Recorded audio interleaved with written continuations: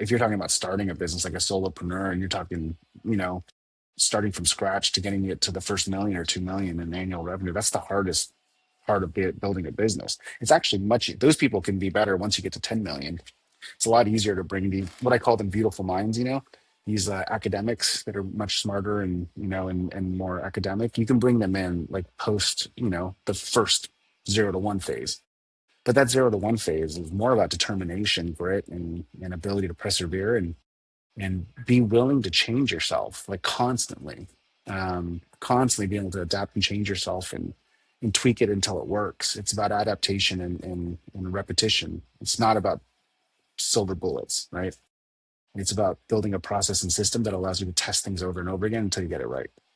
Yeah, and I would say that's true for me just because I tend to work better when I have more raw materials to play with.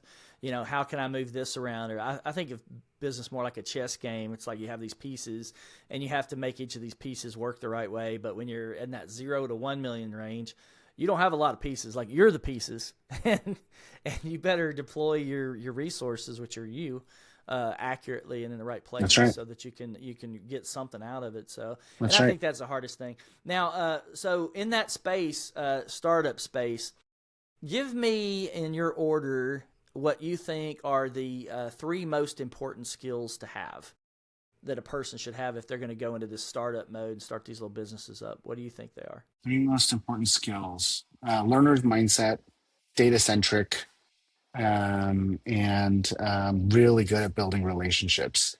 I think those are the 3 most important things that I personally look for when I'm trying to find a business partner or a GM for one of my businesses, especially if it's 0 to 1. I'm building it, not buying or investing. Those are characteristics you need to really be good at 0 to 1. Okay. Yeah, it's interesting. That question popped in my head because I'm like, okay, sales has got to be in there because when you say relationship building, that is a form of sales. Um, and it's interesting to hear your mind, who's much more operationally minded, than say somebody who's much more sales minded. What they would say those top 3 skills Yeah. are. So I mean, I think sales is a relationship for sure, but I mean, it's also like, I don't know. I feel like I'm pretty good at sales, and I'm not necessarily your classic sales guy, right? I'm just good at hitting numbers. So if I say these 10 things with this email sequence, this many people come out after 10 hours of work. Okay, great. Well, if I tweak this and then can I increase that ratio and percentage? Cool.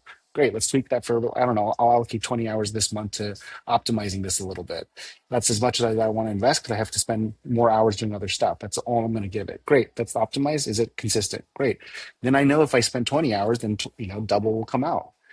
I don't know. It doesn't. It's. I guess you don't have to be a great salesperson to do sales. You just have to be good at math to understand what works for you in that moment, and then you make enough to go hire a great salesperson. yeah. Well, I think in businesses, it is really just an operating system. Like it is a system, and That's some right. systems are better than other systems at making money.